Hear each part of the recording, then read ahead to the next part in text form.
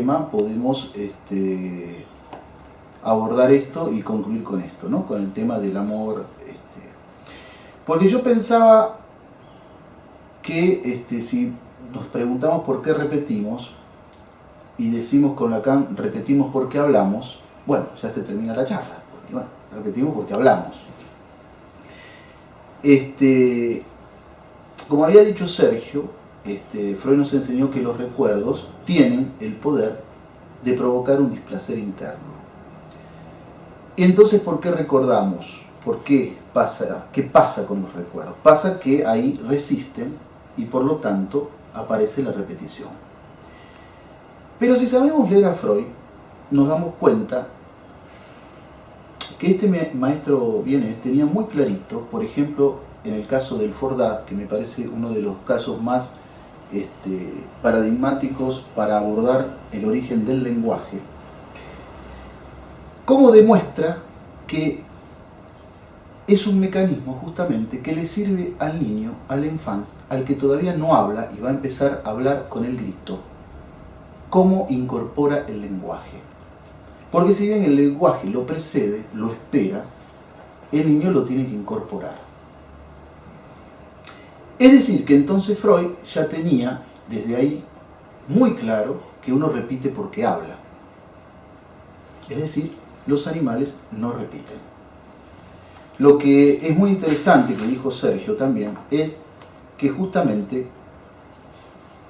entre tantas paradojas que hay en el psicoanálisis y que como toda paradoja tiene su lógica, el sujeto llega al análisis porque repite, pero a su vez llega al análisis para seguir repitiendo. Dice Lacan en el seminario 1, es decir, muy temprano, en la edición de Paidós del año 81, en la página 29, dice: se trata menos de recordar que de reescribir la historia. Vamos a volver después sobre este punto. Entonces, repetimos porque estamos hechos de palabras. Hablar para algunos puede resultar algo sencillo, pero no es algo sencillo. Como les dije antes, el sujeto tiene que incorporar el lenguaje. ¿Qué pasa? Pasa que las palabras tropiezan. Como diría Roland Schemann, hacen cosquillas. Es decir, que lo que hace cosquillas a veces molesta y a veces da risa. Produce placer.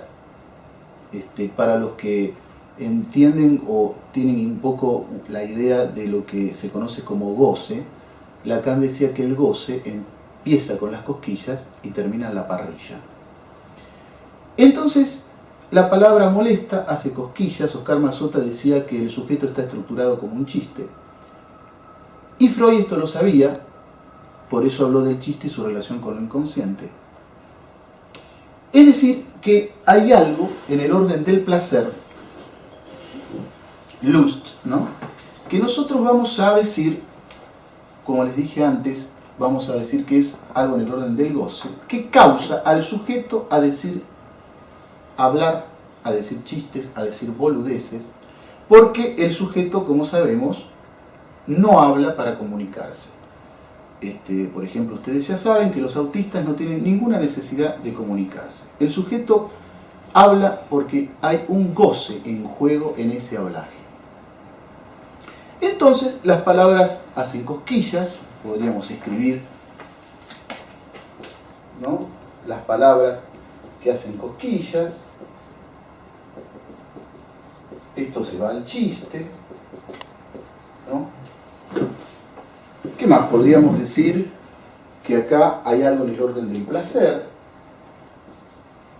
Y podríamos decir que hay algo en el orden del goce y de lo inconsciente. El chiste y su manifestación con lo inconsciente. ¿Qué descubre Freud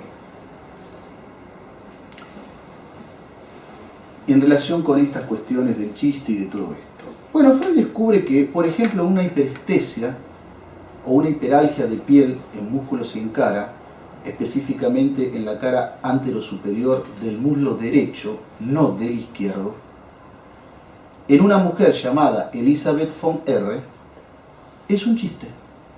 Es un chiste para la medicina. Pero Freud sabía muy bien leer el chiste, como analista y no como neurólogo. Por eso ha llegado a anunciar, le traemos la peste. Imagínense que lo que para la medicina es un chiste, no había explicación posible, para Freud, no era un chiste. ¿Qué quiere decir la peste? Es lo mismo que cuando Lacan dijo el elogio de la boludez, es decir, la charlatanería. Ustedes fíjense que estamos siempre en el orden de la praxis, de la práctica, del hablaje. Y por supuesto, ¿de qué otro modo se puede leer un síntoma sino escuchándolo? Al igual que el chiste, el síntoma está hecho de palabras. Por eso Lacan dice que está estructurado a la manera de un significante. Y al igual que el chiste, el síntoma causa dolor y placer, que esta es la cuestión de las paradojas, una de las cuales decíamos al comienzo. Por eso Freud también dice, el neurótico ama a su síntoma como el psicótico a su delirio. Bueno, como se ve, acá hay algo de esta paradoja entre lo posible, lo contingente, la palabra, algo que la palabra no logra recubrir, esto que llamamos la asíntota entre lo verbal y lo sexual. ¿Y qué pasa con el tema del placer? Bien, ¿cuál es el mayor placer que puede experimentar un sujeto? Comer, beber, coger, jugar a la PlayStation. El mayor placer del sujeto nace y muere en el cuerpo. Y se hace con una parte del cuerpo. No es masturbarse. El mayor placer del sujeto es hablar. Como decíamos antes, por eso va a un analista. Porque encuentra un goce en hablar. El sujeto que no habla muere. Claro que para hablar es necesario previamente haber sido hablado. Porque el sujeto en realidad, como sabemos, no habla, sino que es hablado. Por eso Heidegger decía, somos poema antes que poeta. Fíjense, me acordaba, en la película argentina que ganó el Oscar a Mejor Película Extranjera, El secreto de sus ojos, en la escena casi final, cuando aparece el asesino y aparece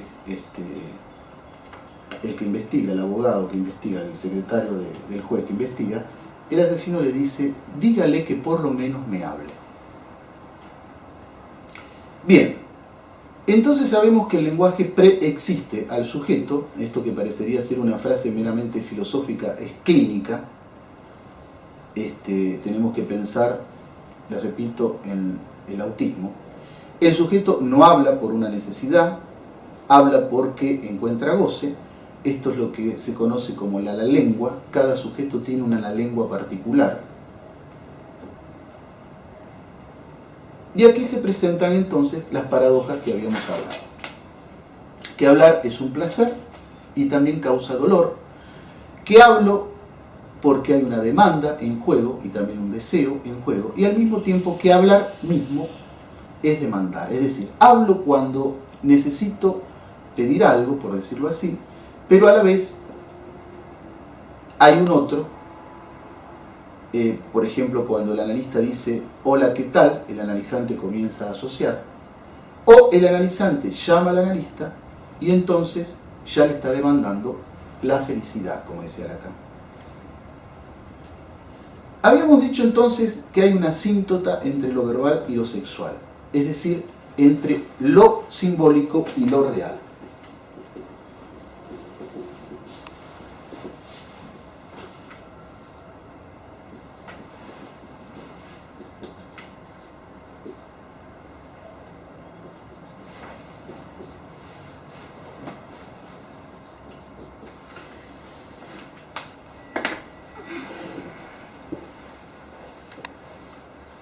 La sexualidad, si acá hay una asíntota, esto quiere decir que la sexualidad es un saber en falta.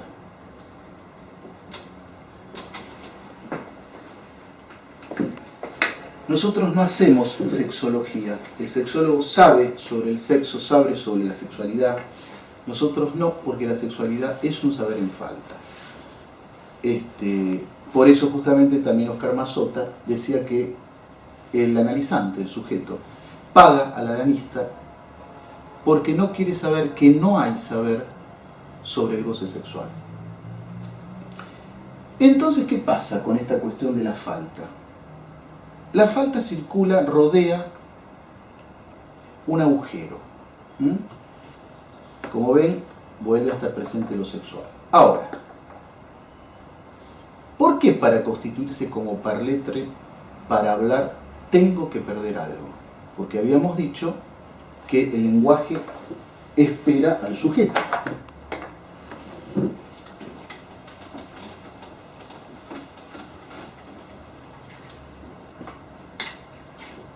El lenguaje es esto. Este es el protosujeto o sujeto protopático, y el lenguaje lo espera. Fíjense que, como decíamos antes, tenemos que agujerear el lenguaje y tenemos que agujerear al protosujeto en las nupcias que se ejecutan, por lo tanto van a quedar los dos barrados. Y en esta cuestión de la penetración, que Lacan en el seminario 4 va a llamar la entrada del Espíritu Santo, que es una penetración que, como decíamos el otro día en una charla, hace la mujer, porque el falo es el deseo de la madre. En estas nupcias cae algo que indefectiblemente se pierde por estructura solidaria con el lenguaje, con la entrada del lenguaje, y que Lacan, sabemos, bautizó como objeto pequeño a, que en este momento, en este punto, es la falta.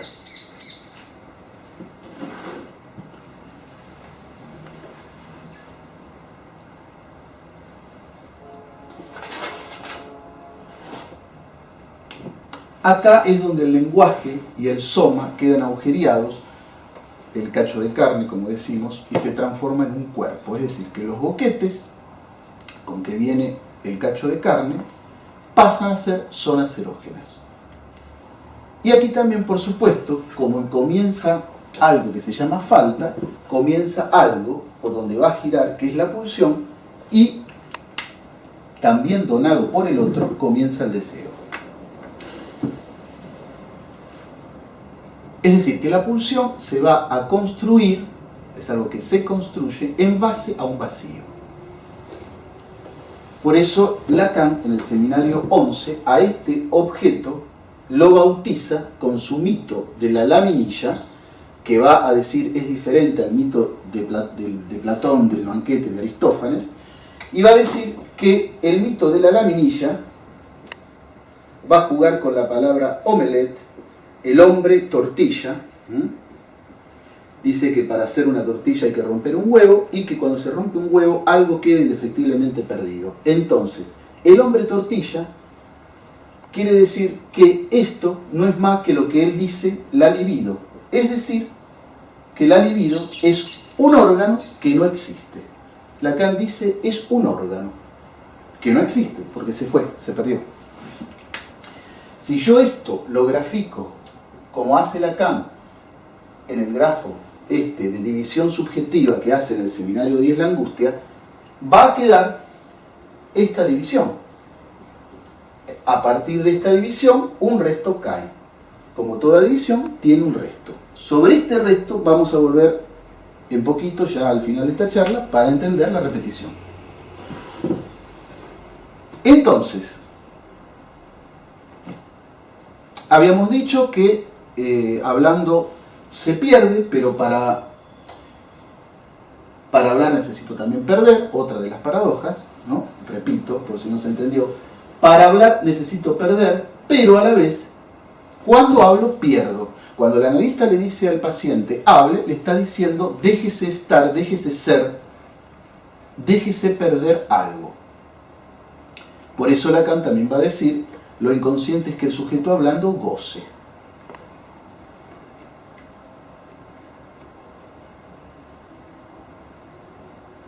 pasa? Pasa que, por eso decíamos antes que se trata de reescribir, que el neurótico escribe mal y por eso hace un síntoma. Como se trata de reescribir, se trata de una letra, de la letra pequeña a, que es la causa de atracción del deseo, ¿no es cierto? Esto es lo que estoy diciendo. Que es la causa del deseo. Porque si nosotros nos ponemos en la posición de Husserl o de Hegel, suponemos que el sujeto tiene un deseo, que entonces va a buscar la zanahoria, como la zanahoria, ¿no? Como el conejo la zanahoria, y va a buscar el deseo. El problema neurótico y del sujeto es que el deseo lo tiene al sujeto, que el sujeto está capturado por el deseo. Por eso, como digo siempre, hacer conductivismo en este punto, la transformación de Freud epistemológica es muy fuerte, muy paradigmática, porque ¿cómo vamos a hacer conductivismo si no es cuestión de modificar la zanahoria o de sacar esta A, total está adelante, como decíamos cuando vemos el modelo óptico, de sacar las flores del florero? Sino, el problema es diferente porque estamos tomados por un deseo. Como digo siempre, el paciente viene, dice voy a dejar de fumar y en la otra sesión fuma 3 atados más. Entonces,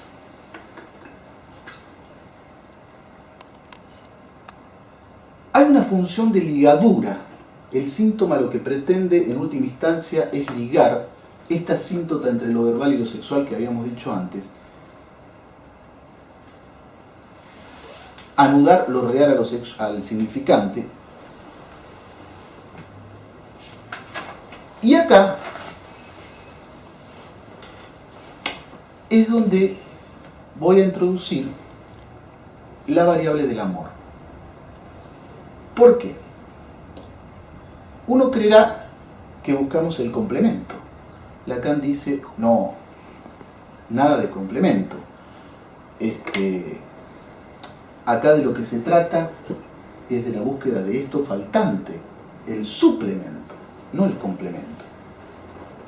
Es decir, nosotros sabemos que el sujeto no hace pareja con su partener, el sujeto no hace pareja con un semejante, sino con este objeto. ¿Dónde? ¿Dónde hace pareja? Acá, en lo que queda de este lado, del lado del otro, que constituye el fantasma. Por eso no hay relación sexual. No es que no se coja. Cuando Lacan dice no hay relación sexual, no hay inscripción, fórmula matemática que pueda inscribir una relación, un acto sexual, porque el sujeto se confronta con el objeto faltante. Por eso los duelos son complicados de cerrar, porque lo que, como ustedes ya se darán cuenta, de lo que se trata es de matar algo en el narcisismo del sujeto, que ha quedado en la propia composición, construcción del sujeto en el momento de enamorarse. Esto que estamos hablando no es más que lo que Lacan, vía Platón, llamó el agalma. ¿Qué pasa en función de la repetición de la falta del deseo, de la demanda y del amor? Pasa que el amor cubre bastante bien, el duelo por esta falta. Y no estoy hablando solamente del amor de pareja, sino básicamente de lo que Lacan trató de entender, como trató de entender Freud, porque le era obstáculo, en toda su enseñanza, la transferencia. Porque cuando Lacan dicta todos sus seminarios, los dicta a analistas, por más que vayan filósofos, etc., y los dicta, investiga. Lacan era un clínico, un lógico y un poeta también, pero lo que hace es investigar cómo trabajar en transferencia, cómo trabajar en la clínica. De hecho, ya sabemos que lo inconsciente, fuera de la clínica, fuera de la transferencia, no hay manera de abordarlo. Entonces, ¿por qué digo que el amor cubre bastante bien? Porque, por supuesto, ustedes saben que no es lo mismo amar producir una obra, sublimar, que colocar la pulsión, por ejemplo, oral en un tóxico. No es lo mismo besar que romper un plato. Entonces, bueno, ustedes me preguntarán, venimos a escuchar la repetición, usted me habla del amor, que tiene que ver, como decimos siempre, cómo me curo, doctor. Bueno, es que ustedes tienen que entender que Freud no descubre otra cosa más que la cura por la palabra, es decir, la cura por amor. Hablar, básicamente, es hablar a otros.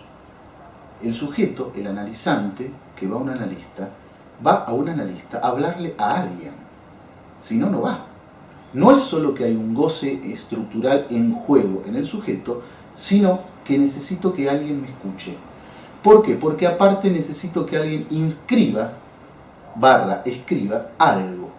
Porque el analista no solo escucha, sino que tiene que inscribir. En esta cuestión de hablar, el sujeto va a tratar de recuperar lo que Lacan después va a llamar plus de goce, que se recupera nada más y nada menos que hablando. Por eso Lacan va a decir que el amor, pongamos de transferencia, permite al goce condescender al deseo. ¿Por qué dice esto Lacan? Por una cuestión muy simple. En este nivel, en el nivel donde no hay barradura, hay goce mítico, pero es el que presupone el neurótico. En este nivel hay goce, en este nivel hay deseo. Condescender el goce al deseo vía este paso, que no es más que la angustia, porque el sujeto se encuentra barrado, no es más que esto. Por eso hablamos de un deseo ético. Entonces, ¿qué sucede? Como decía Sergio antes, nosotros los sujetos no estamos más que condenados a repetir. ¿Por qué? Porque no existe ningún sujeto que no esté condenado a demandar. Por eso somos neuróticos. Por eso Roberto Harari decía que el neurótico tiene un discurso del pedigüeño. La demanda, les quiero aclarar, es del orden inconsciente. Si el sujeto dice, tengo sed, ¿me puede dar agua? Eso no es la demanda. La demanda siempre es de amor. Ustedes saben que cuando el niño pide un vaso de agua a la noche y pide que lo lleve alguien, la madre o el padre, no es lo mismo para él la persona que lo lleva. O lo lleva una persona o lo lleva la otra, pero lo importante no es el vaso de agua, es decir, la necesidad orgánica de la sed, si se quiere. Lo importante es quién lo lleva, la demanda. Entonces, no existe sujeto que no esté condenado a suplir su falta estructural. ¿Qué pasa? Esta falta estructural, Lacan la llamó sus esquirlas, ¿no? ¿Y qué pasa? Pasa que este A, como dice Lacan en el seminario 14, es un número irracional de cifra no periódica. Por eso Lacan era un lógico, porque esto es del orden lógico. Lacan lo crea para tratar de atrapar lo real. Es del orden lógico y es el soporte del sujeto. Ustedes fíjense que estamos hablando no solo de un álgebra, sino de una cuestión casi existencial. Fíjense, para volver al Fordá que hablábamos al comienzo, que el carretel que utiliza el nietito de Freud en ese juego no hace más que soportar no solo la ausencia de la madre, porque no es solamente eso lo que se analiza y lo que analiza específicamente Lacan, sino el lenguaje. No es tanto la ausencia de la madre, sino la presencia. Ustedes saben que en los casos que después va a investigar Freud, la fobia justamente pasa por ahí. Es la presencia de algo que angustia. Entonces, como les decía, Lacan va a decir en el seminario 14 que el A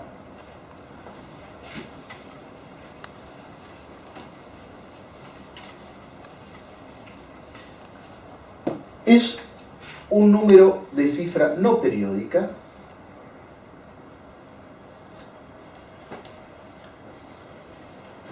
esto lo dice en el seminario 14, esto da algo así, lo voy a escribir específicamente, ya me estoy equivocando, 61,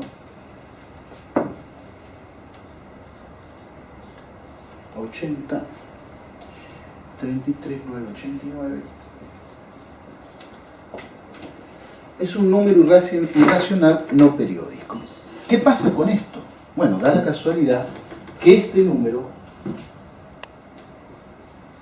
1 sobre A, que es 1, 61, 80, 33, 9, 89, así, se conoce como Φ. El falo.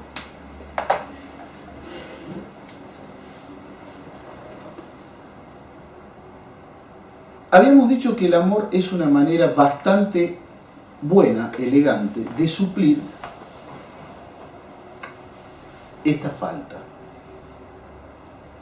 Es decir, ¿qué es el amor sino darse cuenta que el otro nos hace síntoma? Como también decía Sergio, el síntoma es parte constitutiva de la estructura, específicamente en este caso de la estructura neurótica.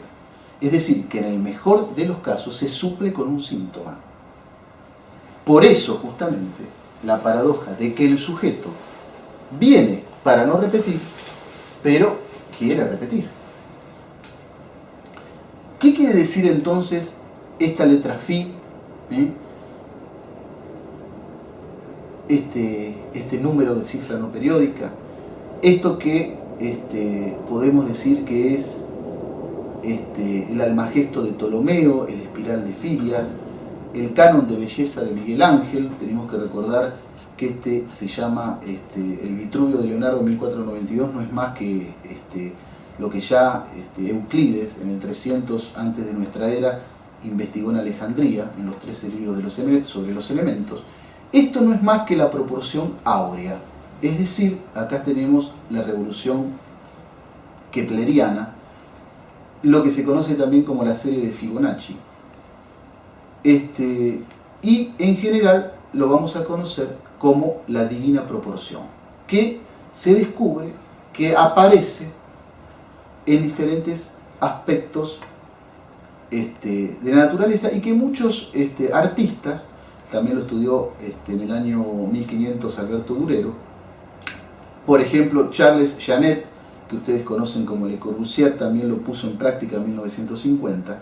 Esta proporción divina quiere decir que si es de cifra no periódica, irracional, quiere decir entonces, como ustedes se dan cuenta, que no hay ninguna relación armónica, que en el mejor de los casos somos el producto de un malentendido. Es decir, el amor es un malentendido entre dos sujetos, por eso decimos que es el amor la posibilidad del encuentro con lo uno, pero resulta que eso es un fantasma neurótico. Por eso el poeta decía, con el número 2 nace la pena. Entonces, para ir cerrando, contestando un poco desde Lacan, porque yo creo que ya lo que dijo Sergio es más que suficiente sobre la repetición, estamos como el holandés errante condenados a repetir, a buscar la suplencia amorosa, repetimos justamente porque no nos bancamos esa falta, y por eso no nos podemos engañar cuando el analizante dice estoy cansado de repetir. No nos podemos engañar porque sabemos que el síntoma comporta una parte de goce y una parte de deseo. Y esto es lo que se le plantea a Freud cuando hablaba de transferencia de reacción terapéutica negativa. Como puede ser, decía, que si el paciente se ve mejorando, vuelva a empeorar. Vuelve a empeorar porque hay un goce en juego, como decía Sergio, la pulsión de muerte, si no, uno no puede salir por la puerta, sale por la ventana. Y entonces el sujeto, con la repetición, encuentra esa suplencia. Por eso, en el mejor de los casos, es mejor encontrarla, valga el pleonasmo, en el amor, en la sublimación, como decíamos antes. No es lo mismo la pulsión oral puesta en el cigarrillo que puesta en el hablaje.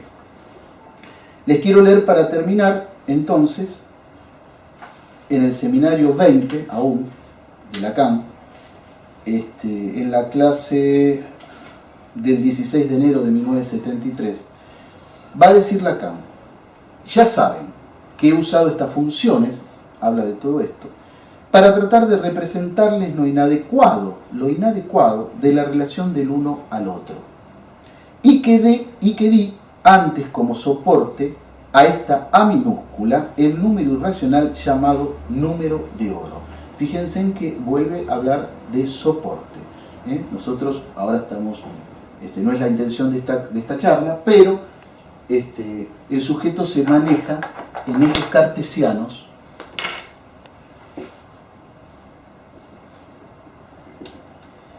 y hay determinadas directrices, vectores, que vectorizan justamente la posición subjetiva. Entonces, les repito, dice Lacan,